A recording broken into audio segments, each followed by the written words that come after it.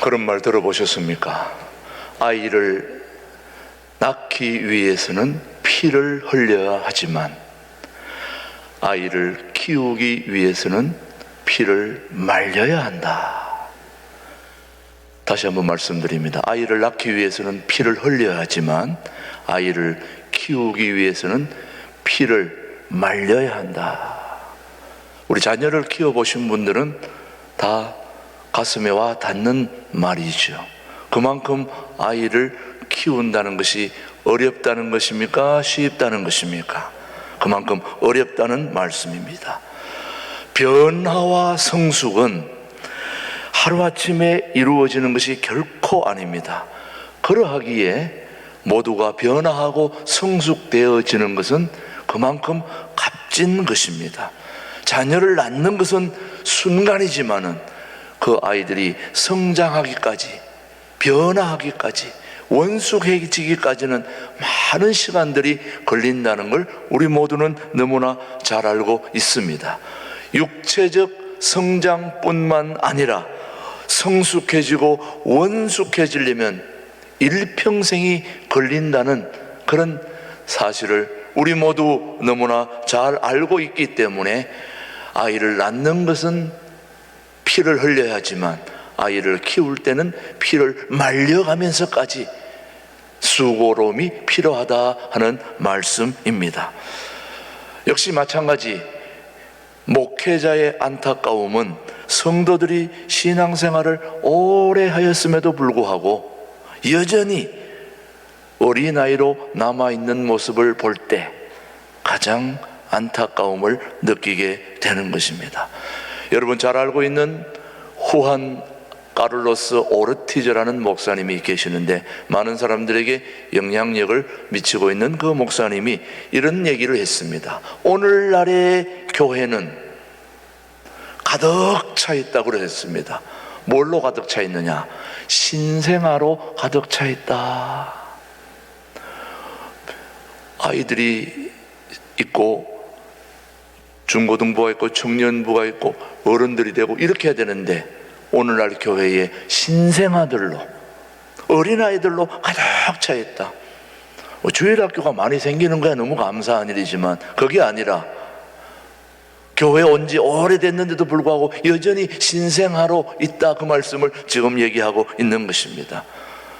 신생아실 어린아이들이 가득한 곳은 시끄럽고 일이 많고 일일이 한 명 한 명 기저귀도 갈아줘야 되고 우유도 먹여줘야 되고, 어린아이들은 우리가 알다시피 이기적입니다. 자기중심적이에요. 자기를 중심으로 온 세상이 존재하는 게 어린아이입니다, 여러분. 그러나 성장하고 성숙하고 커질수록 다른 사람을 배려하고 내 중심이 아닌 다른 사람의 중심으로 살아가는 게 우리네 아름다운 신앙의 삶이 되는 거죠. 그러나 오늘날 교회에 후안 카를로스 오르티즈 목사님은 뭘로 가득 차 있다? 신생아들로 가득 차 있다, 그렇게 말씀하시면서 계속해서 그 목사님은 말씀하고 있습니다. 교회 학교가, 다시 말하면 교회가 학교가 되고 훈련소가 되어야 되는데, 우리 신광두레교회도 마찬가지. 우리 신광두레교회는 학교가 되고 또 훈련소가 되어서 누가 오든지 처음에는 아무것도 몰랐는데 이 교회 신앙생활을 통해서 나도 모르게 부쩍 성장하고 변화되고 성숙해지고 그런 교회가 되어야 되지 않겠습니까? 우리 교회는 또 그렇게 되어야 될 것입니다. 그런데 여전히 그 후안 카를로스 오르티즈 목사님은 교회가 학교가 되고 훈련소가 되어야 되는데 여전히 산부인과로 남아있다는 거예요. 산부인과 병원이 되고 있다. 여전히 신생아들로 가득 차서 변화하지 못하는 그런 모습을 지적하고 있다는 말씀이죠. 그게 바로 오늘날 우리 교회의 안타까운 현실이라는 것을 얘기하고 있는 거죠. 자, 누가복음 9장 23절은 우리는 어떠한 사람들이 되어야 되는지를 얘기하고 있습니다. 또 무리에게, 시작, 또 무리에게 이르시되 아무든지 나를 따라오거든 자기를 뭐하고 부인하고 날마다 제 십자가를 지고 나를 따를 것이니라. 예수님의 제자라면 당연히 자기를 부인하고 제자의 삶을 살고 날마다 십자가를 지는 삶을 살아야 하는데, 그런 거 다 힘들어, 귀찮아, 그렇게 어린아이들로 가득 차 있는 오늘날 교회의 모습을 그렇게 가르치고 또 지적하고 있는 모습입니다. 이제 우리는 이런 어린아이에서 벗어나서 조금씩 변화와 성숙을 우리 모두 추구해야 되지 않을까요, 여러분? 그렇다고 여러분이 여전히 어린아이로 남아있다는 얘기가 아니라 오늘날 우리 자신의 모습을 한번 돌아보아서, 아직도 내가 교회는 많이 다녔지만 여전히 어린아이의 모습이 남아있지 않는가를 한번 돌아보자는 얘기지, 뭐 또 열심히 또 변화되고 성숙되어지는 삶을 살고 있는 분들도 있겠지요. 그러나 오늘 적어도 변화와 성숙을 추구해야 할 것이 많은데도 불구하고 여전히 어린아이의 모습으로 남아있지 않는가 하늘 뒤돌아보는 그런 시간들이 되기를 바라는 거죠.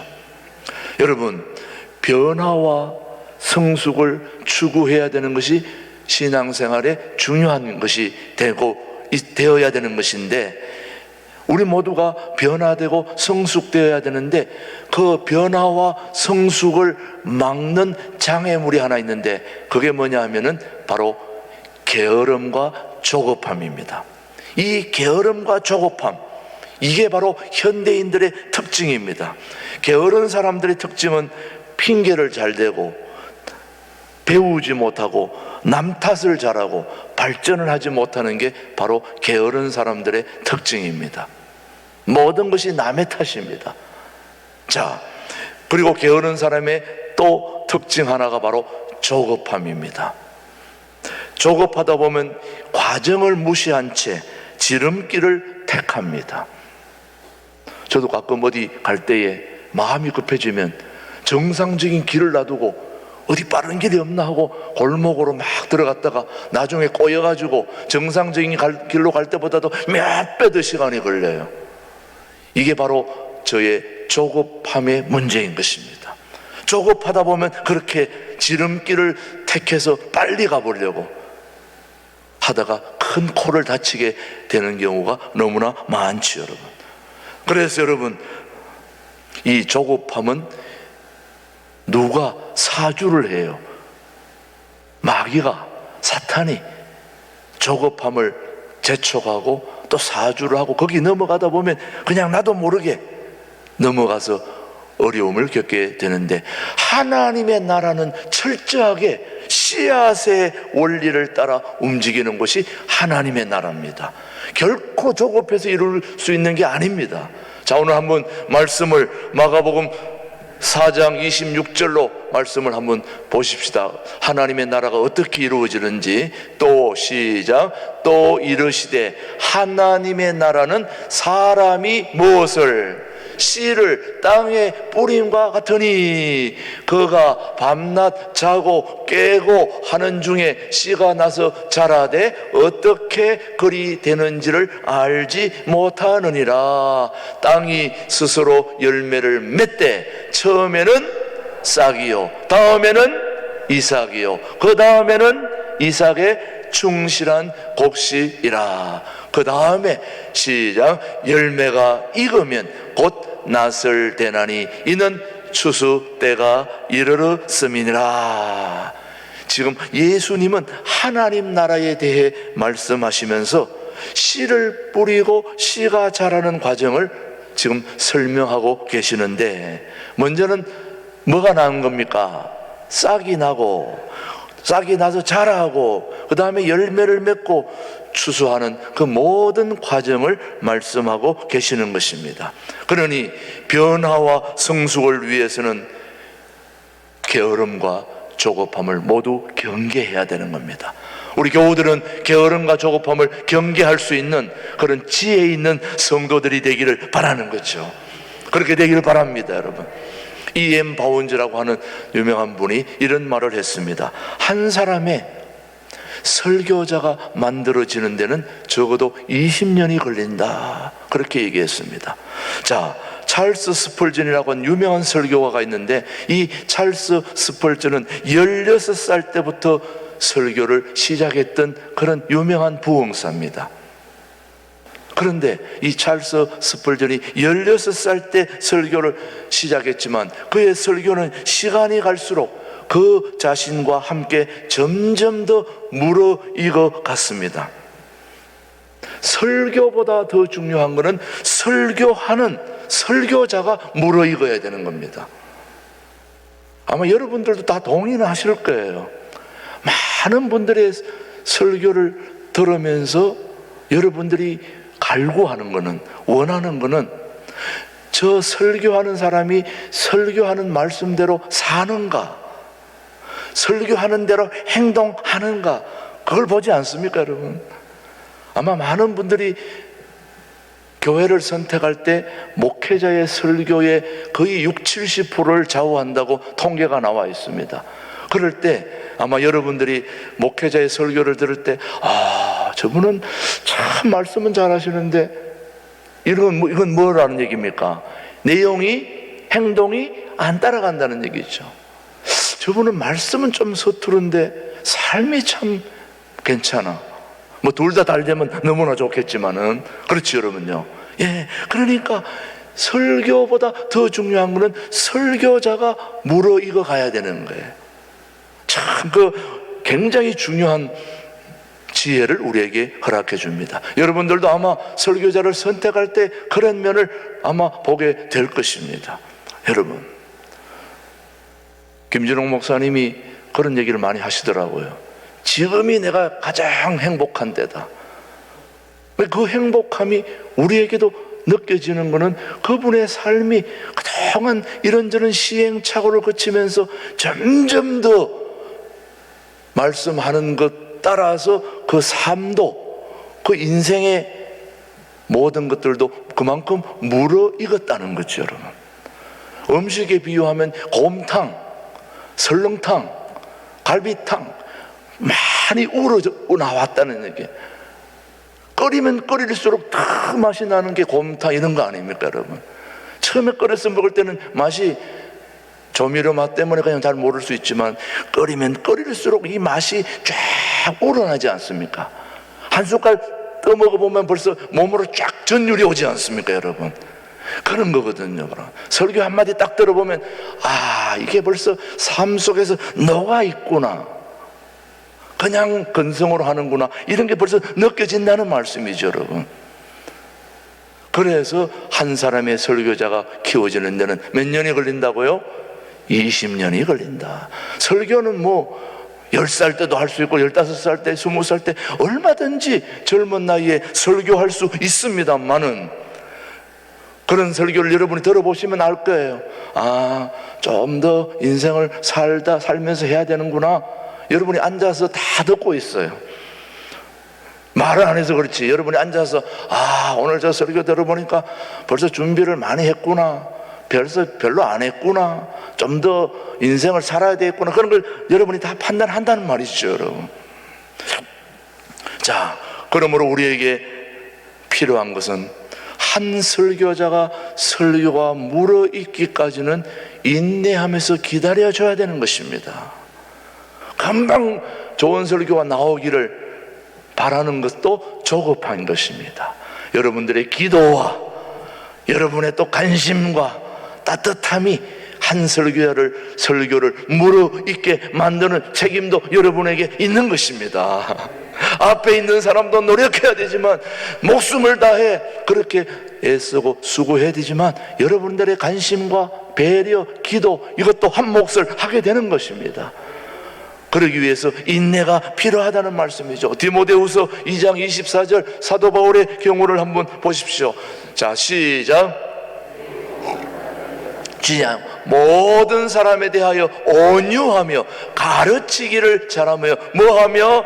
참으며 인내를 얘기하고 있습니다. 계속해서 디모데후서 4장 2절 말씀은 계속해서 너는 시작. 너는 말씀을 전파하라. 때를 얻든지 못 얻든지 항상 힘써라. 범사에 오래 참음과 가르침으로 경책하며 경계하며 근화라. 오래 참음으로 인내를 말하고 있는 것입니다. 이 인내는 성숙으로 들어가는 문입니다.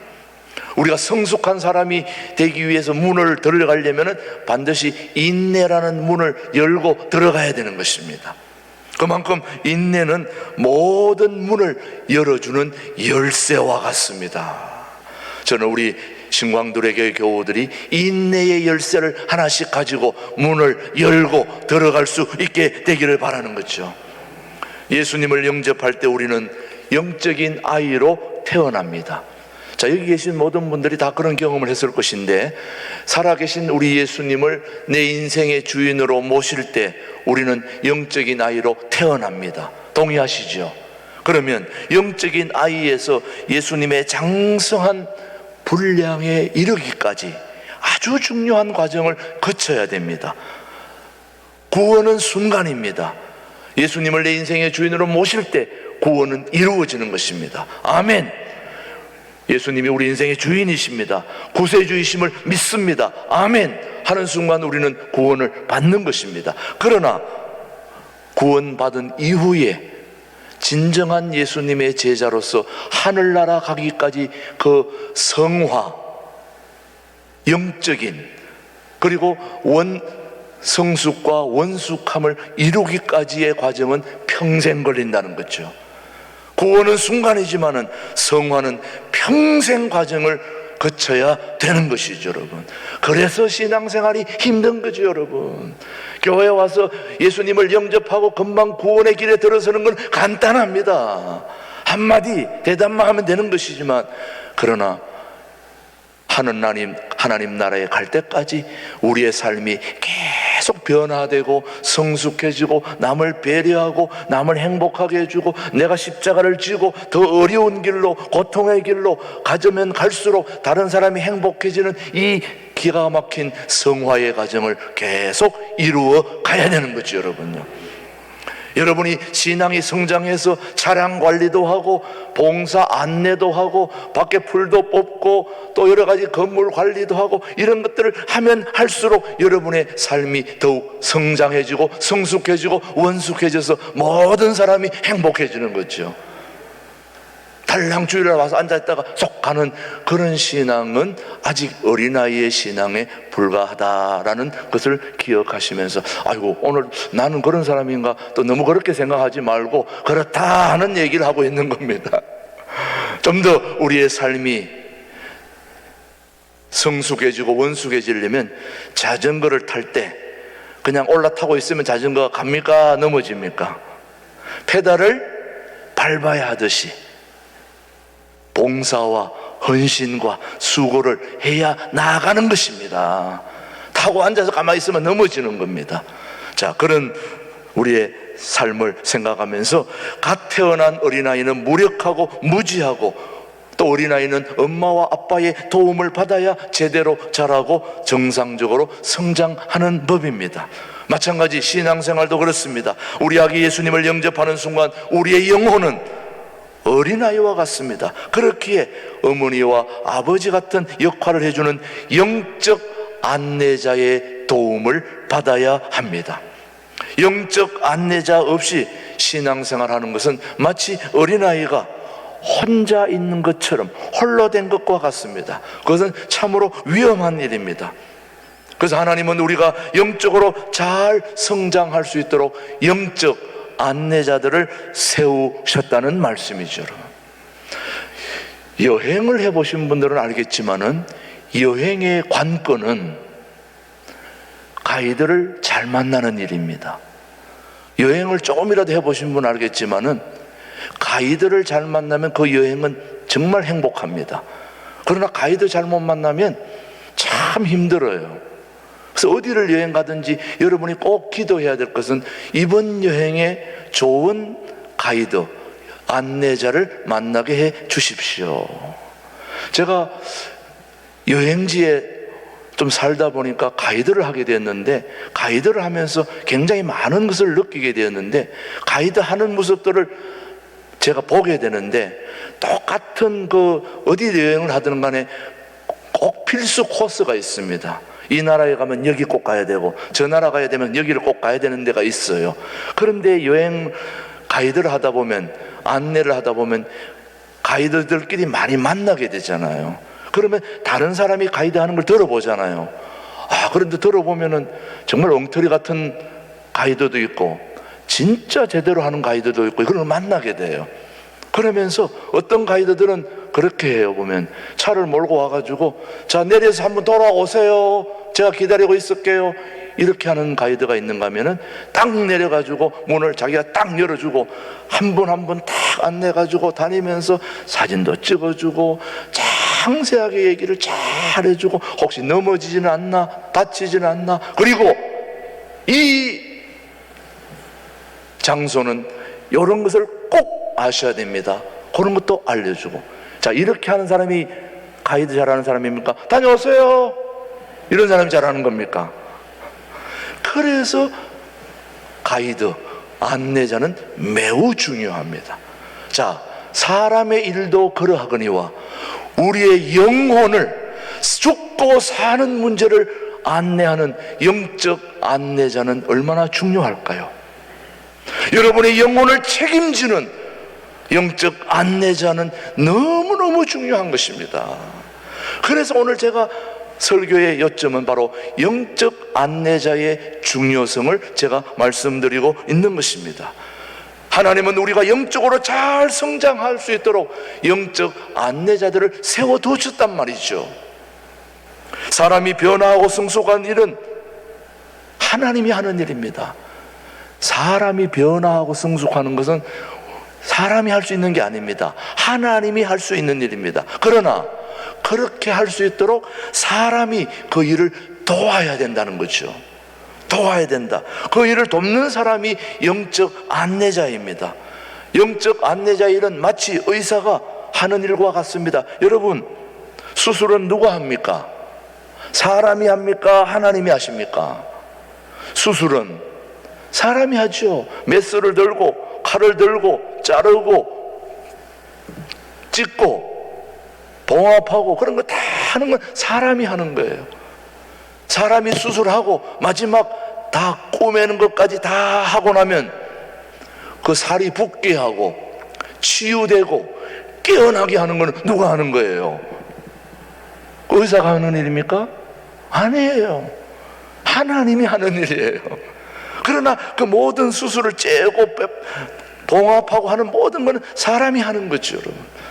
그런 걸 다 잘해놔도 숨을 쉬지 못하고 깨어나지 못하면 수술 잘한 겁니까? 못한 겁니까? 그래서 의사들도 예수를 안 믿어도 신한데 기도한다는 거죠. 제가 수술한 사람이 꼭 깰 수 있도록 도와주세요. 물론 우리 신앙인은 하나님께 도움을 구하지만, 왜? 의사가 할 수 있는 일은 한계가 있기 때문에 그렇습니다.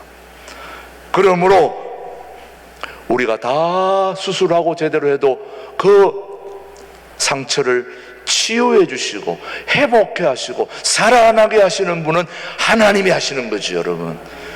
그러나 그 하나님의 일을 우리가 도우는 사람을 안내자라고 합니다. 세상에는 세상 안내, 세상 가이드이고, 영적인 일은 영적 안내자, 영적 가이드가 그 모든 걸 하게 되는 거죠. 그런 의미에서 볼 때 영적 안내자의 대표 선수 중에 한 분이 바로 사도 바울입니다. 사도 바울은 영적 안내자의 삶을 살았는데, 영적 안내자의 역할을 분명하게 이해해 주는 말씀이 고린도전서 3장을 우리가 보시면은 정말 사도 바울이 영적 안내자의 삶을 어떻게 살았는지, 그런즉 시작. 무엇이며 바울은 무엇이냐? 그들은 주께서 각각 주신 대로 너희로 하여금 믿게 한 사역자들이니라. 나는 뭐 했고? 심었고, 아볼로는 물을 주었으되 오직 하나님께서 뭐하게 하시나니 자라나게 하셨나니 그런즉 심는 이나 물 주는 이는 아무것도 아니로되 오직 자라게 하시는 이는 하나님뿐이니라. 심는 이와 물 주는 이는 한 가지이나 각각 자기가 일한 대로 자기의 상을 받으리라. 우리는 하나님의 뭐 자들이요? 동역자들이요. 너희는 하나님의 밭이요 하나님의 집이니라. 지금 이거는 사도 바울이 쓴 말씀이기 때문에 자기를 얘기하는 거기 때문에 굉장히 겸손하게 얘기를 했습니다. 자신의 역할을 사도 바울은 너무나 잘 알고 있었습니다. 그가 심었고 아볼로가 물을 주었지만 이 식물을, 이 나무를 자라게 하시는 이는 누구라고요? 하나님이시다.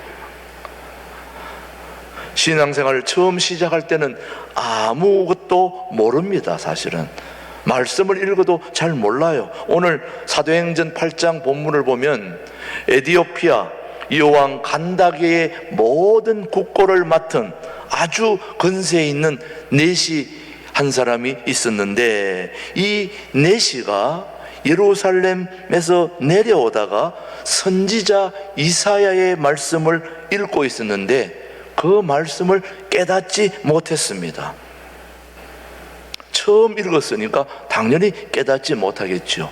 여러분, 이사야서 교회 처음 온 사람은 당연히 모를 테고, 여기 꽤 신앙생활 하신 분들도 아마 이사야서 말씀을 금방금방 이해하는 사람이 많지는 않을 겁니다.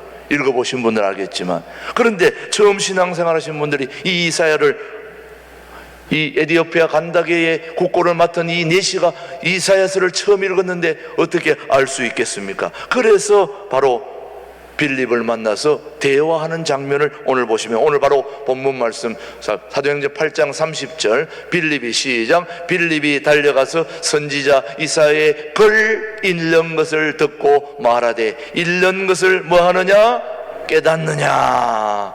다시 말하면 이사야 성경 말씀을 이 내시가 읽고 있는데 그 말씀을 이해하느냐 깨닫느냐 하고 물었더니 그 내시가 무슨 대답을 했느냐. 31절 본문입니다. 시작. 대답하되 지도해 주는 사람이 없으니 어찌 깨달을 수 있느냐 하고 빌립을 청하여 수레에 올라 같이 앉으라 하니라.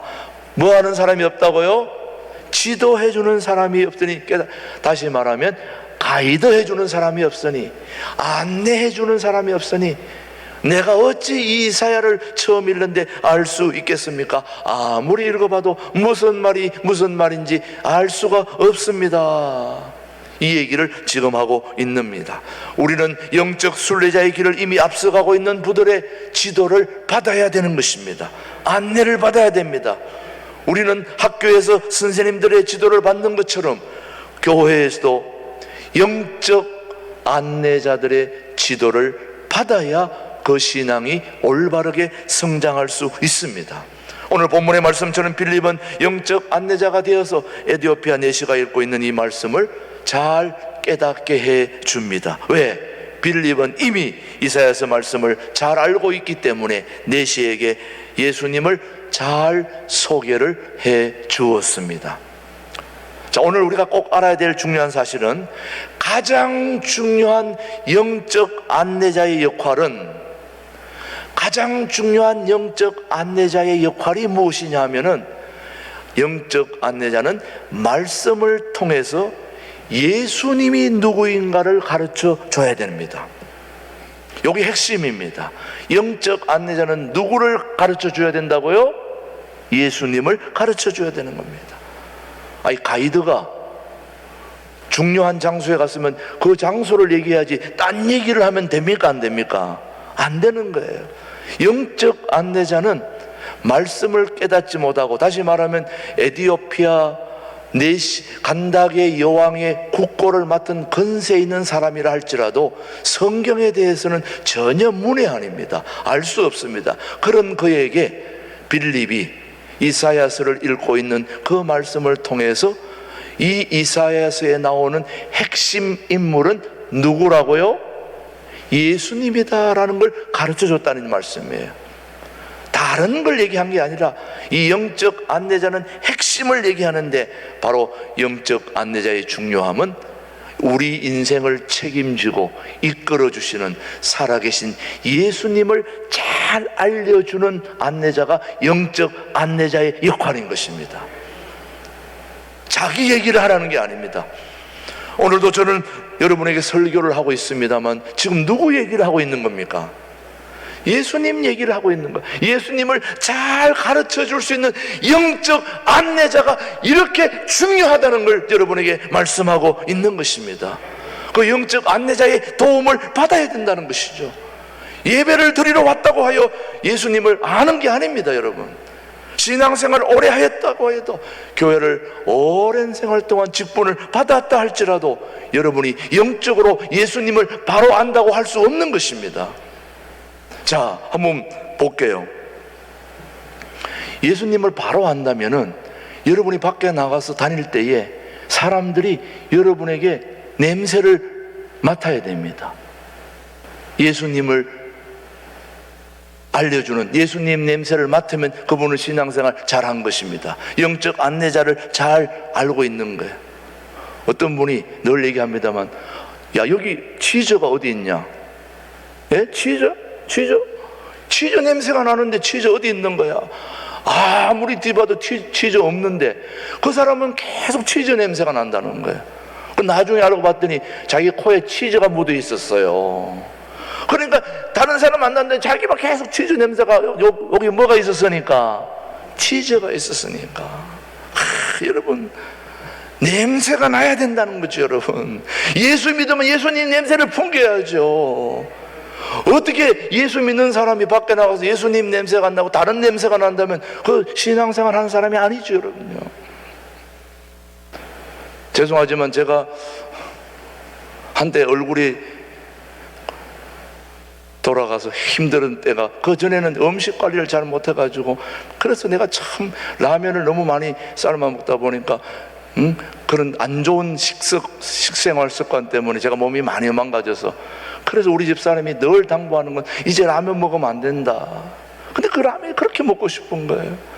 그래서 집에서 안 삶아주고 안 해주니까 먹고 싶어가지고 제 방에서 가끔씩, 그건 자주는 아니고 가끔씩 한번 몰래 삶아 먹고 딱 치우고 있는데, 우리 집사람이 딱 들어와서 이게 뭔 냄새야? 먹었지. 제가 다 완벽하게, 거의 완벽하게 치웠는데도 뭐가 나요? 라면 냄새가 났다는 거 아닙니까? 삶아 먹었으니까 냄새가 나는 거 아니에요, 여러분. 우리가 아무리 숨기려고 그래도 예수님을 내 인생의 주인으로 확고하게 모시고 영적 안내자의 지도를 잘 받은 사람은 그 삶 속에서 예수님 냄새가 나게 마련인 것입니다. 나야 정상인 것입니다. 우리 영혼이 예수님이 누구신가를 알 때 우리의 영혼은 무럭무럭 자라게 되어 있는 것입니다. 예수님을 아는 지식만큼 성장하는데, 오늘 에베소서 말씀을 한번 보십시오. 우리가 시작. 우리가 다 하나님의 아들을 믿는 것과 아는 일에 하나가 되어 온전한 사람을 이루어 그리스도의 장성한 분량이 충만한 데까지 이르리니. 우리가 예수님을 믿고 세움을 입을 때 제일 중요한 자세는 겸손입니다. 겸손은 자신의 한계를 아는 것이고, 자신의 약한 모습을 알기에 남의 도움을 받으려고 하는 것입니다. 바울같이 이렇게 훌륭한 인물도 처음에는 바나바의 도움을 받았습니다. 신약 성경의 3분의 1을 기록한 이렇게 사도 바울 같은 인물은 앞으로도 나기 힘든 인물입니다. 그런 사도 바울도 처음에는 혼자 그렇게 영적으로 성장한 게 아니라 영적 안내자의 도움을 받았습니다. 사도 바울은 많은 사람에게 미움을 받았던 사람들, 왜냐하면 핍박을 많이 했기 때문에. 그래서 아무도 사도 바울을 원치를 않았어요. 그런데 그 사도 바울이 중요한 자리에 갈 수 있도록 결정적인 영적 안내자의 도움을 한 사람이 바로 사도행전 9장 26절 누구인지 한번 확인해 봅시다. 시작. 사울이 예루살렘에 가서 제자들을 사귀고자 하나 다 뭐하여? 두려워하여 그가 제자됨을 믿지 아니하니. 그러나 누가요? 바나바가 데리고 사도들에게 가서 그가 길에서 어떻게 주를 보았는지와 주께서 그에게 말씀하신 일과 다메섹에서 그가 어떻게 예수의 이름으로 담대히 말하였는지를 전하니라. 여러분, 바나바는 정말 훌륭한 영적 안내자였습니다. 왜? 자신보다 더 훌륭한 인물을 인도하였던 사람이 바로 이 바나바였습니다. 사도행전 11장을 보면은 여러분, 바나바가 얼마나 중요한 일을 했는지, 안디옥 교회를 담임했을 때에, 자 25절 시작. 바나바가 사울을 찾으러 다소에 가서 만남에 안디옥에 데리고 와서 둘이 교회에 1년간 모여있어 큰 무리를 가르쳤고, 제자들이 안디옥에서 비로소 그리스도인이라 일컬음을 받게 되었더라. 이 바나바가 중요한 것은 자기보다 더 훌륭한 사도 바울을 초청해서 자기 교회에 그 사람을 설교를 하게 하고 성경을 가르치게 했다는 말씀입니다. 여러분, 요즘 목회하시는 분들 잘 보세요. 나보다 더 뛰어난 사람이 오면 자기가 죽기 때문에 그런 일을 잘 안 합니다. 그런데 이 사도 바울이 대단한 인물인데 바나바가 그런 인물을 초청해서 그분이 말씀을 가르치게 하고 설교하게 하는 이 기가 막힌 영적 안내자의 소중함을 우리에게 알게 해주는 것. 제가 저보다 더 예수님을 잘 소개하는 사람이 있다면 그분이 여기 와서 전해야 되는 거죠. 중요하지 않습니까? 그래야 안 그래요? 예, 바로 오늘 신앙생활에 있어 영적 안내자는 너무나 중요합니다. 영적 안내자를 선택할 때는 신중하게 선택을 해야 됩니다. 그래서 오늘 저와 여러분들이 꼭 기도해야 될 소중한 제목은 우리 신광두레교회도 영적 안내자, 바른 영적 안내자를 잘 세워 주시옵소서. 그런 영적 안내자를 통해서 우리 모두가 예수님을 바로 제대로 알 수 있는 은혜를 달라고 기도하는 여러분들이 될 수 있게 되기를 바랍니다. 여러분, 그럼 어떤 분들이 영적 안내자들인가 다음 시간에 살피겠습니다. 기도하겠습니다. 하나님 아버지, 감사합니다. 오늘 영적 안내자의 중요함을 우리 모두가 말씀을 통해 깨닫게 해주시니 감사합니다. 우리 모두 신광두레교회의 영적 안내자를 바로 세워주시옵시고, 바로 세워진 영적 안내자를 통해서 신앙생활을 바로 가르칠 수 있는 그런 살아 역사하는 교회로 우리 교회를 세워주시옵기를 예수님의 이름으로 기도드립니다. 아멘.